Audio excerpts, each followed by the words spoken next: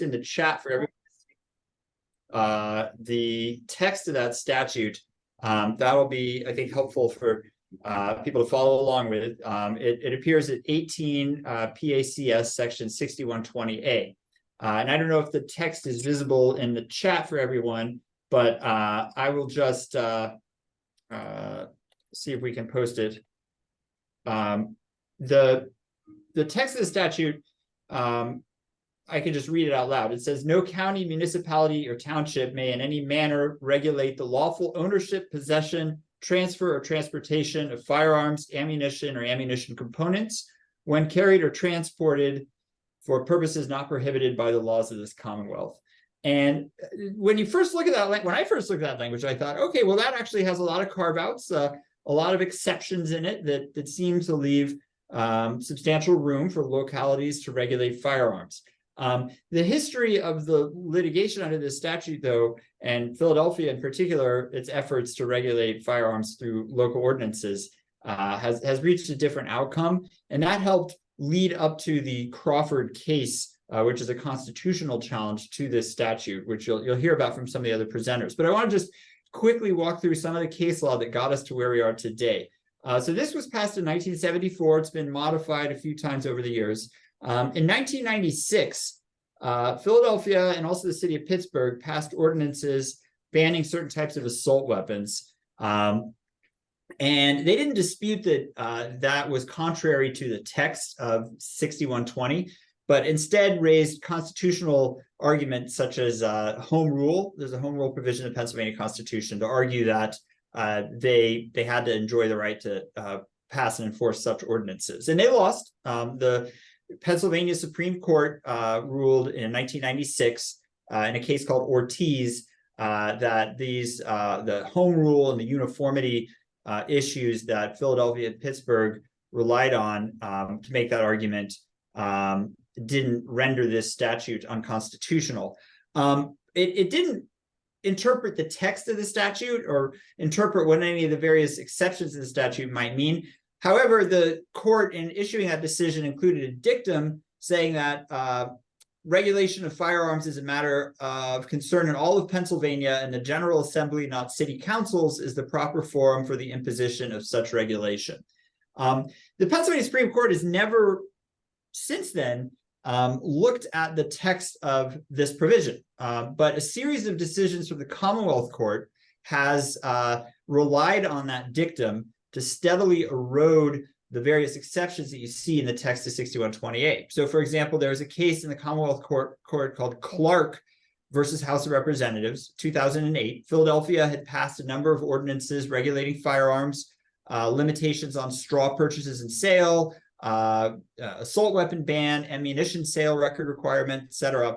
And they argued that the statute didn't preempt that because all ordinances involved things other than when guns were carried or transported. And the Commonwealth Court rejected that argument and relied on that dictum from Ortiz to say that essentially that those words didn't add meaning to the statute, that you could strike those words from the statute when interpreting it. Then the next year, in a case called NRA versus City of Philadelphia, 2009 Commonwealth Court case, the city again passed ordinances restricting assault weapons and straw purchases. This time in the Commonwealth Court, the city focused on the word lawful in 6120 and said, well, we're regulating unlawful things. Again, the Commonwealth Court essentially read the word lawful out of the statute. More recently, there was a case that I was involved in, as well as the city of Philadelphia, called Armstrong, in which the city passed an ordinance requiring you to report the loss or theft of a firearm within 24 hours. And this is designed both to alert the police to loose firearms, but also to put a dent in the black market. Straw sellers often buy firearms, resell them out of the trunk of their car, and then when the gun is used in a crime and traced back to them, say, oh, that gun, I lost that gun 6 months ago, and thus evade accountability for their black market resale of the gun. But the city argued in that case that requiring the reporting of a lost or stolen firearm had nothing to do with ownership, possession, transfer, or transportation of firearms. So again, focusing on the text of that statute. Again, lost. And what the Commonwealth Court said in that case is that Section 6120A is a field preemption statute, so that it doesn't regulate just certain aspects of firearm ordinances, but that it obliterates the power of cities to legislate at all in anything having to do with firearms. So that's the current state of the law. There is an aliquotter petition pending in that case, which perhaps could provide an opportunity for the Pennsylvania Supreme Court to take a close look for the first time since 1996 at the text of 6120 and evaluate, is it really a field preemption statute, or is it a more, is it less restrictive on cities? It's more of an express preemption statute. So that issue remains to be decided perhaps in the Supreme Court. And that's kind of a prelude to how we got to the Crawford litigation.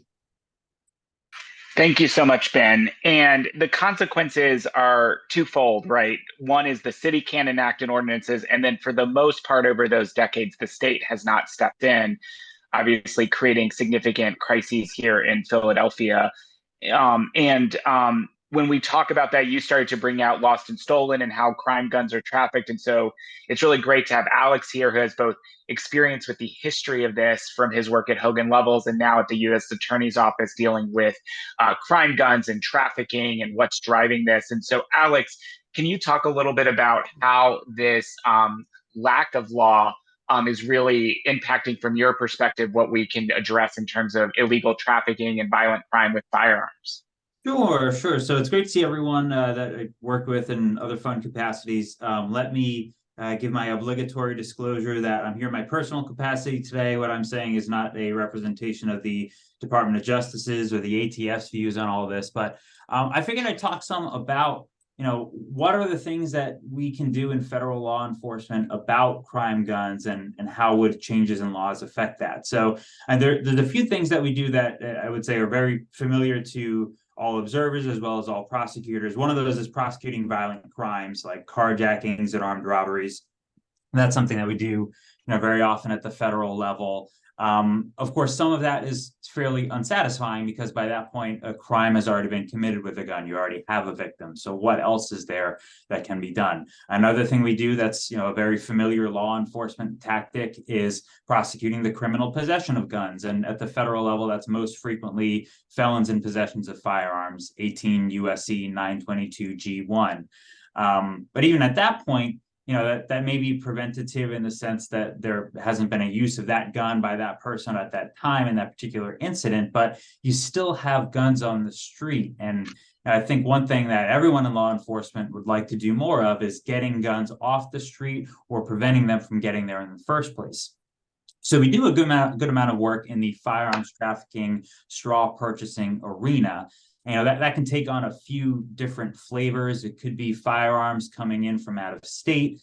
I'd say that's usually one of the main arguments against local or state level gun regulation. It's like, well, if we have something in Pennsylvania or Philadelphia, won't guns just come from somewhere else? Well, is also straw purchasing that goes on right here in the Commonwealth, and even right here in the city.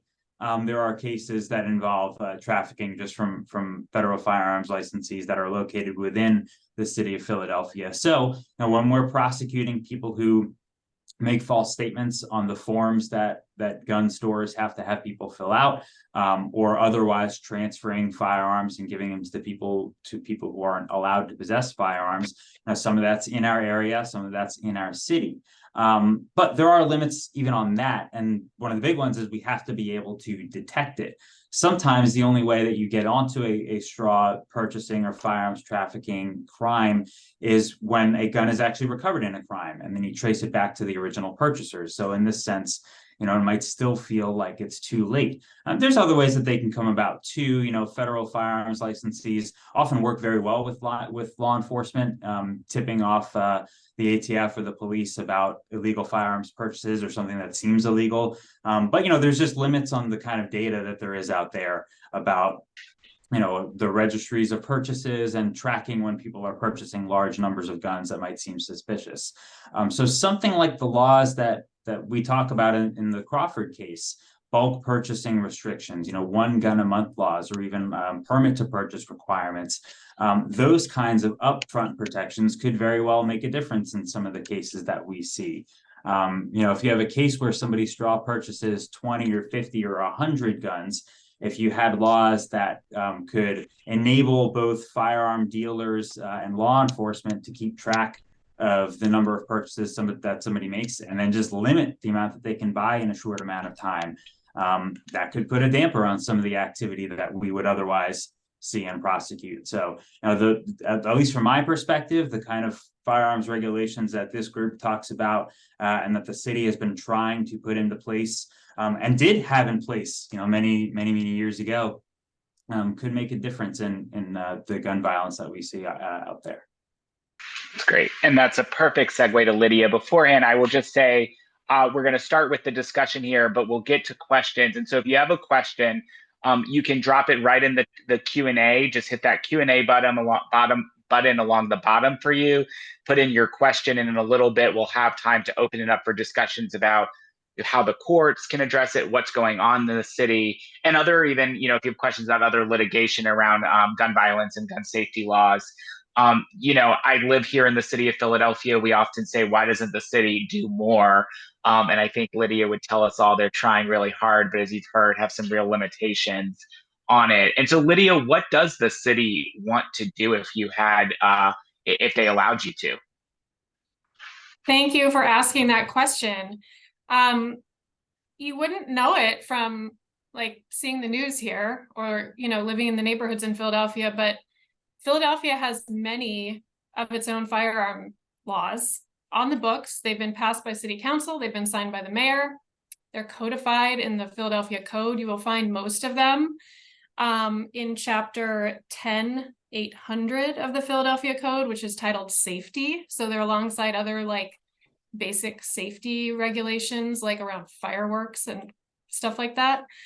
But as Ben explained, since 1974, when Section 6120 was enacted, implementing and enforcing those ordinances has been a real challenge for the city of Philadelphia. And so in the Crawford case, we focus on 3 specific laws that are already on the books in Philadelphia and that are strongly supported by evidence of their effectiveness at reducing gun injury and death. The first one is permit to purchase. A permit to purchase is just a law that requires a license to purchase a gun. So instead of just going straight to the gun store where they do a background check, and if you pass it, you can immediately get your firearm, it just adds a step into that process where you need to go to your local police station or other local agency and apply to get that permit. And then from there, you can go and purchase your gun. Sometimes permit to purchase laws require things like handgun safety training, submitting fingerprints, waiting periods. It really varies from jurisdiction to jurisdiction. And they are very effective at reducing gun violence. Permit to purchase is associated with an 11% reduction in firearm homicide in urban counties. Connecticut saw a 40% decrease in firearm homicide and a 15.4% decrease in firearm suicide after passing its licensing law. Missouri made the interesting choice of getting rid of its permit to purchase law, after which it saw a 25% increase in firearm homicide. Philadelphia has actually had a gun licensing or permit to purchase law since 1965. So we had it even before the state passed Section 6120. In 1978, there was a challenge to the city's ordinance under preemption, and the Commonwealth Court enjoined us from enforcing that ordinance. The city tried again in 2007 with a new version of a permit to purchase ordinance. And then again, we were preempted by the Commonwealth Court in 2008. The second law that's discussed in the Crawford case is, we call it one gun a month. And Alex touched on this. This is such a common sense, basic rule that just says any person should be limited to purchasing one gun per month in the city of Philadelphia. And believe it or not, there are gun shops in the city that will allow a person to come in and purchase like 3 or 4 guns at once. Often when that happens, it's because they're not planning to keep them for themselves. They're planning to give or sell them to somebody who is prohibited by federal and state law from possessing a firearm. So this is just a common sense law. It's also been shown in research to be very effective at reducing gun trafficking. Philadelphia passed its one gun a month law in 2007. And in 2008, in the Clark case that Ben mentioned, we were enjoined from enforcing it based on 6120. And then the final law that is a subject of the Crawford case is called Extreme Risk Protection Order, or Red Flag Law. And many of you all have probably heard of this. It's a court process that allows families, household members, or law enforcement officers to petition a court for an order that would temporarily restrict a person's access to guns if that person presents an imminent risk of harm to themselves or others. It's been shown in studies to be very effective at reducing suicide risk. And there are specific examples from Maryland and California where ERPOs were used to temporarily remove access to firearms from people who are threatening violence in schools. Again, Philadelphia has had this law on the books since 2007, and in the Clark case, we were enjoined from enforcing that law. Thank you, Lydia. And this reaches the moment where for decades, the city has tried to enact gun safety laws, has been stricken down, been unable to enforce them, and brings us really to where we are today in the Crawford case, and why the case was brought in the first place to actually empower the city to protect its constituents. And so Nancy Gordon, Nancy, as I said, is our former president and helped develop that. Nancy, can you tell us a little bit about what both brought this, how you came up with it and what the core argument is we're making in the lawsuit? Sure. And I want to thank the Bar Foundation for the opportunity to explain this case to people who are interested, especially lawyers. So as the other speakers have said, we have shootings all the time in Philadelphia. And every time there is a shooting, which is almost daily, we hear an outcry from residents and citizens. Do something. Why doesn't the city do something? And of course, as you've just heard from others, a big part of the reason that the city can't enact or effective measures or do something that would change the situation is because of these firearm preemption laws.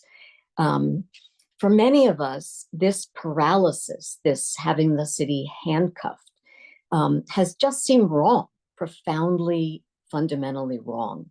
And thinking about that made us realize it's so wrong that it's unconstitutional.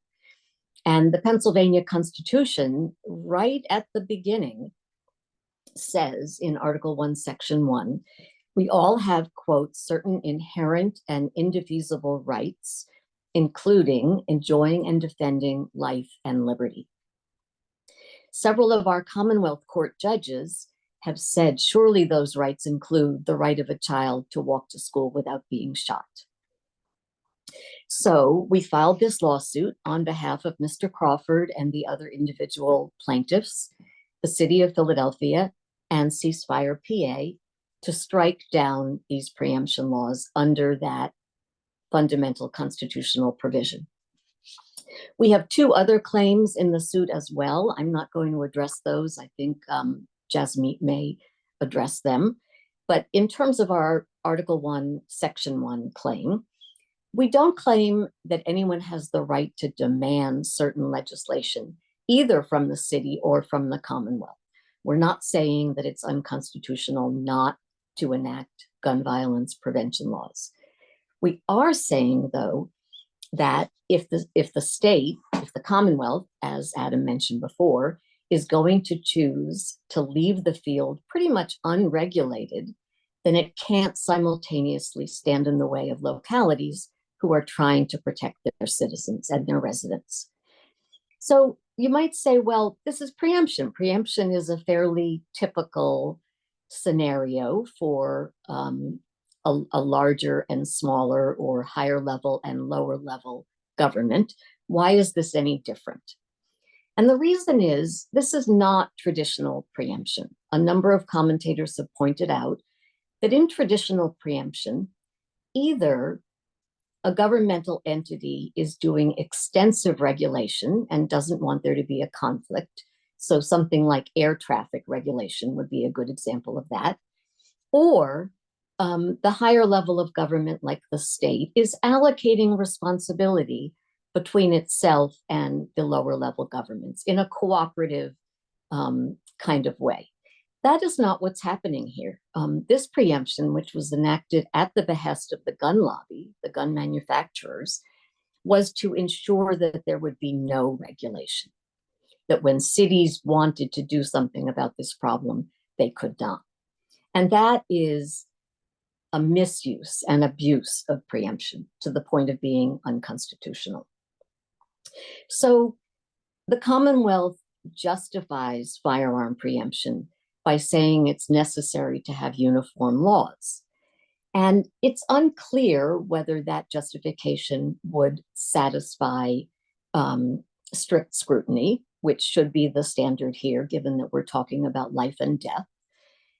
In this case, it's not clear that it is even a rational justification, considering that the ordinances Lydia described, which the city considered very carefully, don't impact state uniformity. They're limited to Philadelphia. They would not cause confusion. And therefore, even the justification that the Commonwealth has given may not even be rational. So just to put this in perspective in a way that is a little bit easier to understand, basically the Commonwealth regulates a minimum age for buying a gun and does a background check, a fairly cursory background check. So imagine if we had a motor vehicle regulatory scheme where you had to pass a background check to buy a car, and you had to be a minimum age, but there was no other statewide regulation. So no driver training or testing, no speed limits, no requirements of insurance or seatbelts, no traffic lights or stop signs. And at certain intersections in busy areas, fatalities and injuries were occurring all the time. And the residents kept saying, do something. And the city could not. The city could not even put up stop signs or traffic lights. I think we would all agree that that would be considered an arbitrary, irrational scheme that was denying people liberty and life with absolutely no good reason. That is really the same situation we have with gun violence in Philadelphia, in Pittsburgh, in certain neighborhoods. And yet the General Assembly has said to the cities, essentially, no stop signs, no traffic lights, not even the most modest, minimal, sensible measures that have been shown by evidence elsewhere to save lives. We think that kind of prohibition should be struck down, and we hope that the justices will agree with us. Thank you, Nancy. And before I hand it to Jasmeet for the big day the other week, I just want to, we're laying this out like it's very logical because it is, and it's very easy to make sense, and you're hopefully following along with it. I have to just say that the case itself is momentous, is a big deal. I mean, and it took a ton of work from these and so many other lawyers to get to this moment. I can say personally, not being a lawyer, when I got into Ceasefire PA and I talked to some other lawyers, they honestly said we would never get this far. And the amount of unearthing of history, of precedent, of legal arguments and develop of those got us to a place where we were in the front of the PA Supreme Court. There is a long way to go, which Jasmeet will talk about, but getting this far is significant, and making a constitutional claim that your right to enjoy your life and defend it is in violation because of preemption is big when we're often just talking about the right to bear arms. And so I just want to emphasize that in this moment as we hand it over to Jasmeet. Hogan Lovells has been an astounding partner. I think we'd all agree, to all of us, doing work on this. And Jasmeet ably made the case in front of the Pennsylvania Supreme Court. And so I want to let Jasmeet both talk a little bit about just to set the stage for 1 second quickly, and she may go more into it.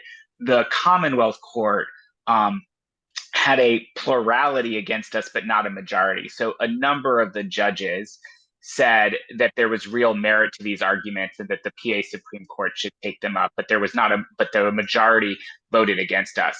On appeal, we went to the Pennsylvania Supreme Court a few weeks ago asking for our day in court. And in that, Jasmeet did an astounding job making the case in front of the judges over the course of almost 90 minutes. And so, Jasmeet, can you talk a little bit about the arguments in front of the PA Supreme Court, what we heard from the justices, and even what are the next steps, or what are the possible outcomes from that? Yeah, certainly. And let me reiterate what Nancy said. Thank you for hosting this, the Philadelphia Bar Foundation and C Spire. This is a very critical issue. And we are the first city of our kind to bring this type of case in state court. Unfortunately, Pennsylvania is not alone in having a state preemption statute with respect to firearms. Some states have been able to rescind them or get them off the books. Some states have been able to narrow them by the plain terms of the statute, what you heard Ben Geffen talk about earlier, what 6120 actually provides, not what some people, advocates, wish it actually provided. So the fact that we're able to take this case to the Pennsylvania Supreme Court is really exciting, and was a tremendous effort amongst all, many not even on this panel here today. In terms of what we saw at the court, it was held here in Philadelphia, which was nice. We now have 6 justices with the passing of Justice Fair.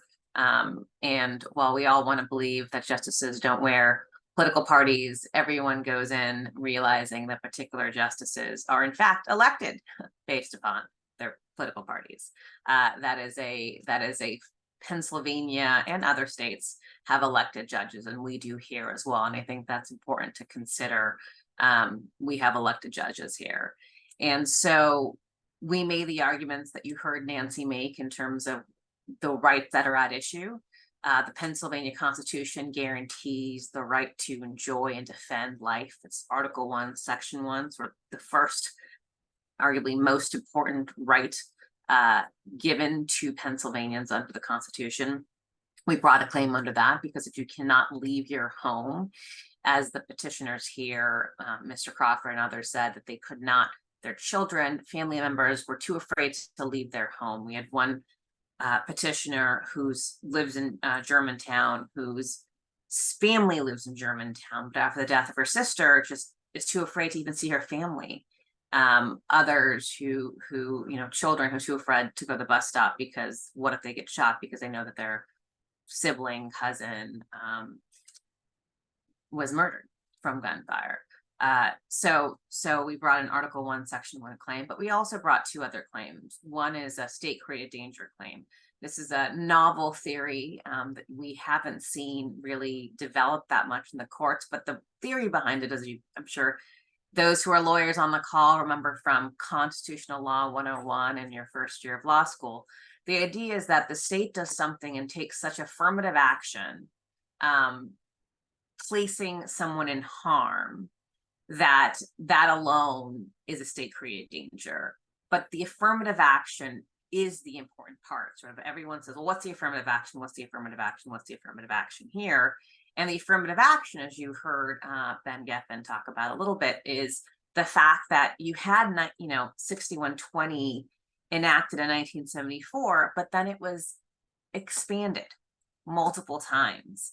And multiple times over the course of the last 30 years, we have seen, or rather 50 years, we have seen efforts to try to repeal it, narrow it, change sort of the scope of it, make it clear that it's not a field preemption statute. And every single time, the individuals that we had sued, again, we had sued the General Assembly, we have sued the President pro tempore of the Senate, the Speaker of the House ended up withdrawing her brief.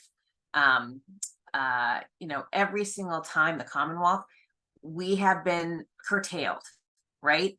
Our bills, the bills of people of like-minded, have been sent to committees to die. So those are the affirmative actions. But for the decision to enact this law in the beginning, but for the continuous decisions to take the actions to kill bills, to narrow, repeal, modify the act, we would not witness, and I think the evidence to Lydia's point is quite clear, we simply would not see the gun violence we see today, because the 3 proposed regulations that we, actually have on the books, to Alex's point, and would, enforce yet again, have proven to reduce gun violence. You heard Lydia said all the statistics, but it's amazing.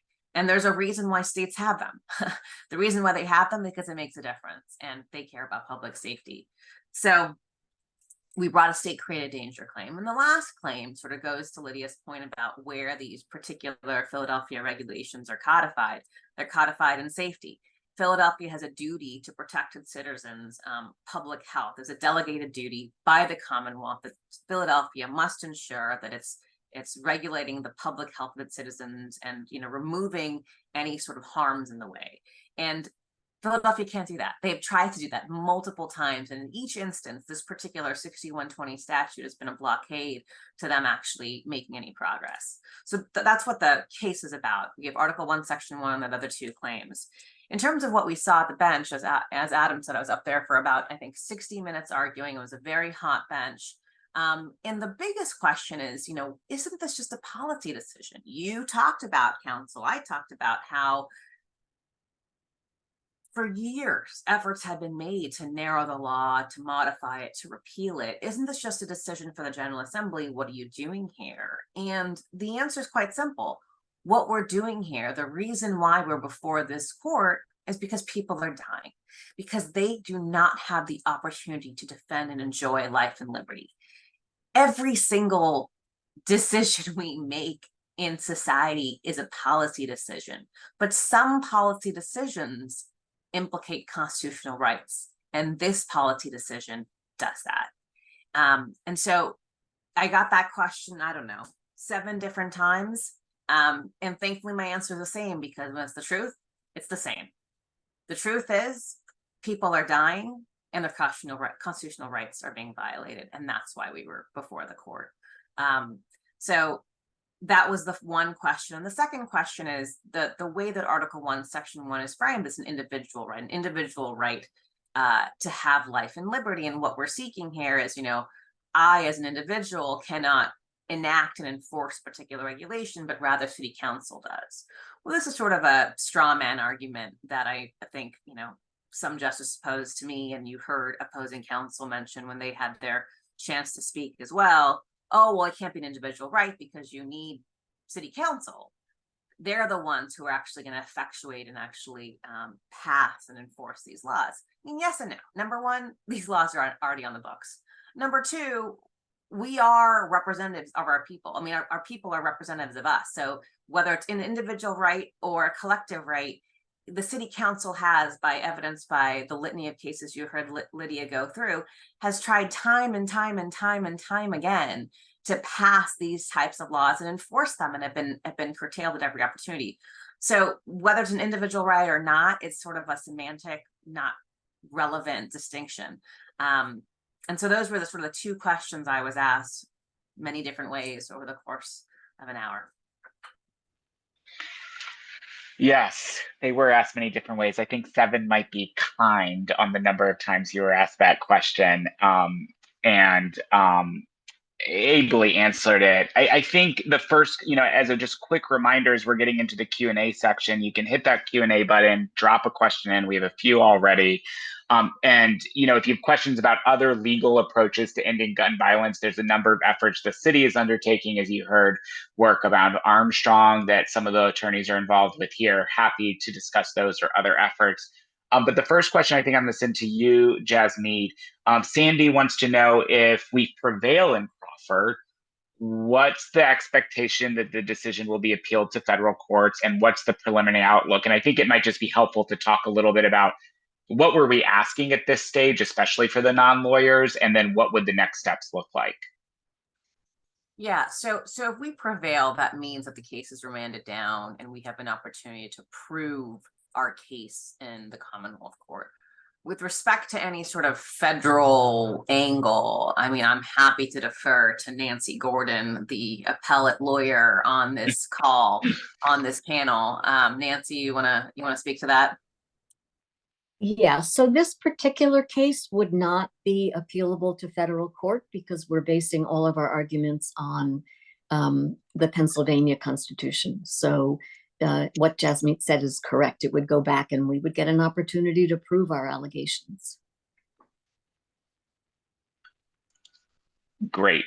And so the next step, if we win, is basically going back to court for the formal trial stage and making the full case of the toll, and then hopefully having a ruling in our favor to end or limit preemption, empower the city to keep and ensure residents can enjoy life.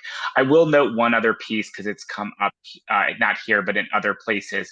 For the purposes of Crawford, we were only arguing that the violations existed in Philadelphia and Pittsburgh. And while the court could do what I guess they want at some level, probably the case decisions would apply to those two cities, I believe, unless someone's going to correct me as not the lawyer here. And so we focused on those two cities where there's a really clear constitutional violation because of the disproportionate impact on Black and Brown communities and a small set of communities within those regions. The second question comes from Karen Buck. And I think we can open this also to other litigation strategies. But, in addition to supporting Ceasefire PA and the amazing work of all these different law firms, how can Philadelphians and attorneys participate in either legal strategies around this or other advocacy? I might talk a moment about the advocacy side, but I think it's a good opportunity to talk about some of the other litigation, the other cases that the city has brought and that are on the table, including some really, I think, important recent efforts. So Lydia, maybe I could kick it to you first. Sure. Thanks, Adam. We have two affirmative lawsuits that were recently filed. One is against Ghost Gun manufacturers and distributors, Polymer 80 and JSD Supply. That is pending. We just recently filed a complaint. We've also brought a suit against 3 local gun shops that have been making sales to what I would describe as obvious straw purchasers. Both of those cases are public nuisance, negligence, primarily type claims. And we also are defending the city in 2 preemption challenges to other city ordinances.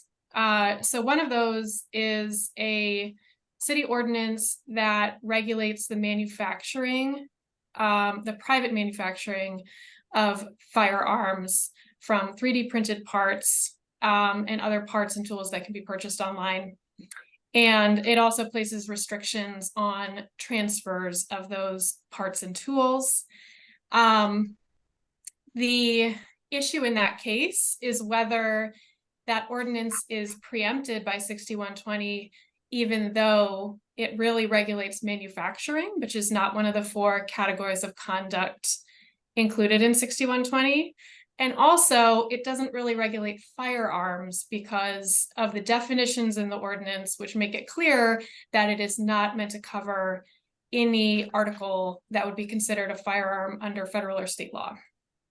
The other, and I should mention that is on appeal in Pennsylvania Commonwealth Court, and there will be oral argument in that case in early November.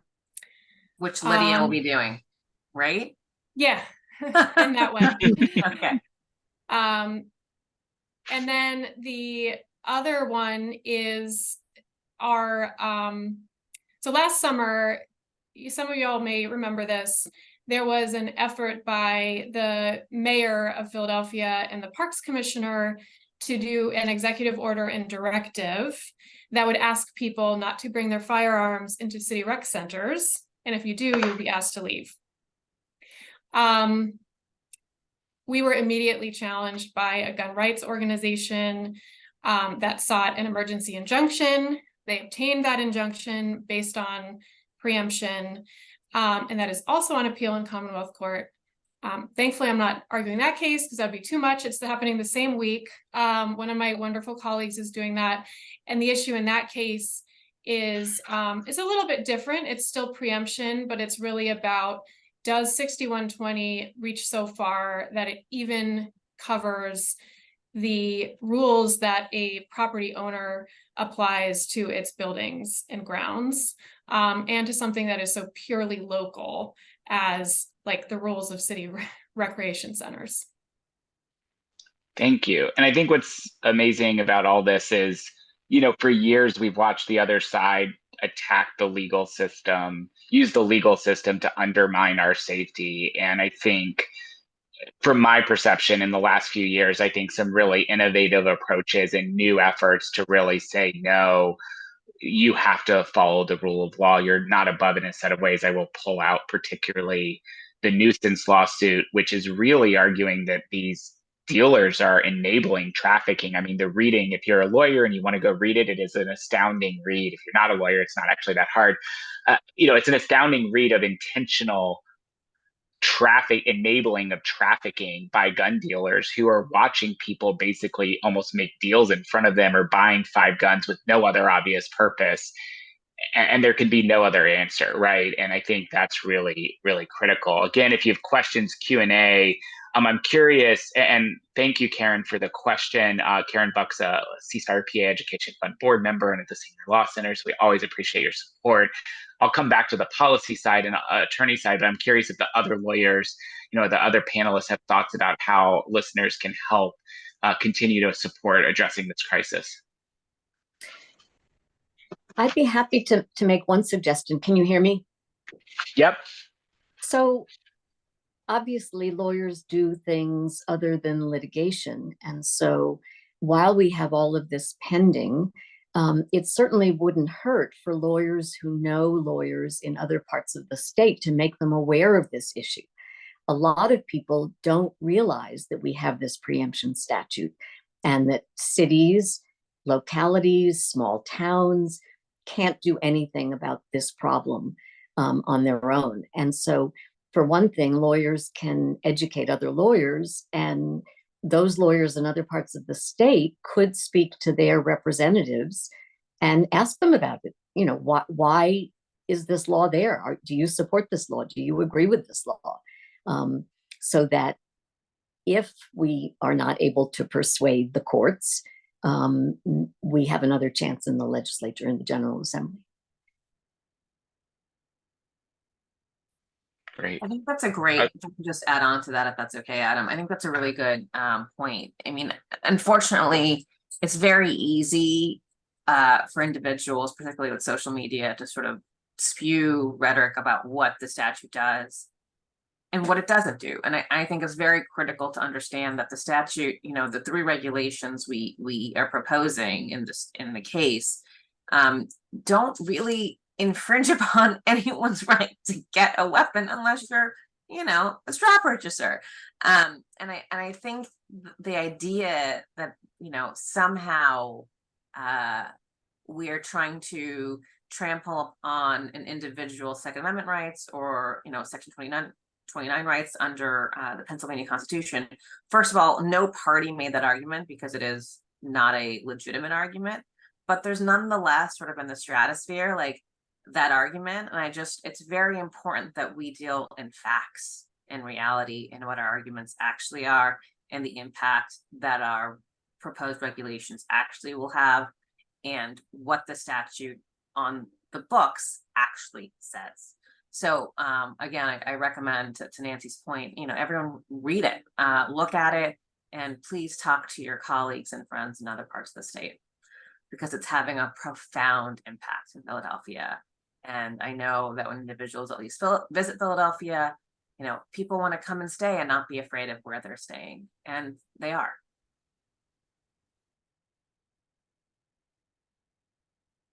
Thank you. Other additions on that question from our panelist?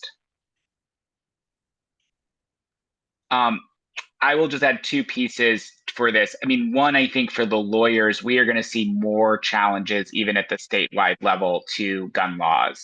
And I think it's really worth noting in the post-Brune case, which we have not really talked about because this is state court, there's a real question about what some of the cornerstone laws, even at the state level, disarming abusers is going to look like. There's a case right now in front of the state's U.S. Supreme Court, Rahimi, that could fundamentally alter our ability to remove firearms from abusers. And I expect that more of those cases will be brought in Pennsylvania.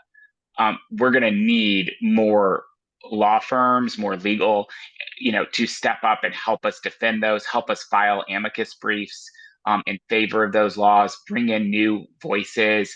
I think one of the really powerful briefs in this case was a set of doctors and trauma surgeons that filed a supporting brief, an amicus brief, making the case for this public health crisis. And I know it was something that I think resonated with a lot of the judges, and giving them the tools to do that is really important to the work in the long term. And luckily, we have many a strong legal system, a law system here in Philly, legal, law firms and groups like the Public Interest Law Center. But I expect more of those to come. I also think that, and that, to be honest, again, as we've said a few times, this is an innovative approach. And we don't know what's going to happen yet, but you got to keep trying. And so having lawyers look at the law, twist it, turn it around, think of new strategies, how it applies elsewhere can be really helpful. And then on the public policy side, obviously we are not done at Ceasefire PA or with our allies in pushing for statewide policy to gun safety policy passed the House back in May, and we are hopeful they will get out of the Senate. It doesn't undermine the core argument that our constitutional rights have been violated here in the city, but whether it is your advocacy, your financial support, or your others, we're going to keep pushing for that. And too slowly, with too many people like William lost, we'll win one day, I think. But I think both of those are really important.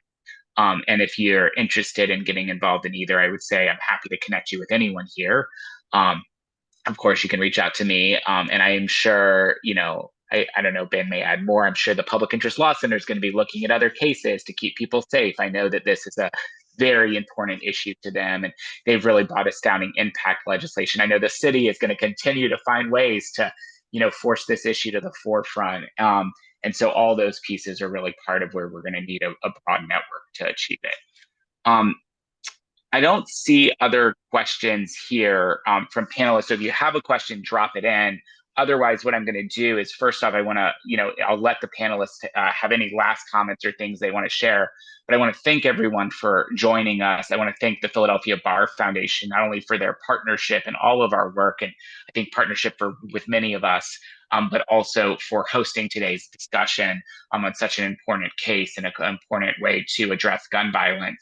As we get ready to wrap up here, if any of the panelists have last thoughts they'd like to share with the group, I'll give you the last word, and then we will end this conversation for now. I wanted to say something because, lawyers, when we get together and talk with one another, we throw about case names like they're just these abstractions, Plessy and Miranda and so on. And it's unusual and refreshing to be able to talk about Crawford, and one of the boxes on my screen is Stanley Crawford. And it's been a real privilege in this litigation to get to know Mr. Crawford and all the other individuals whose names appear on this case caption, and whose stories are really the heart of the case, and I think will be the heart of advocacy efforts outside of litigation for many years to come. So just wanted to thank you, Stanley. Here. Yes, thank you. Well, thank y'all all for attending. Thank you for your continued work, and stay tuned for the outcomes on Crawford v. Commonwealth and the next steps around it in other legal cases. I'm sure the Bar Foundation and all of our organizations will keep you updated, and hopefully in the coming months, we're not quite sure how long, we will have some good news to report to send Jasmeet back in front of the court, or then to continue the trial forward. Thank you again, and have a wonderful, safe evening. Take care. Thanks, Adam. Take care, everybody. Thanks, everyone.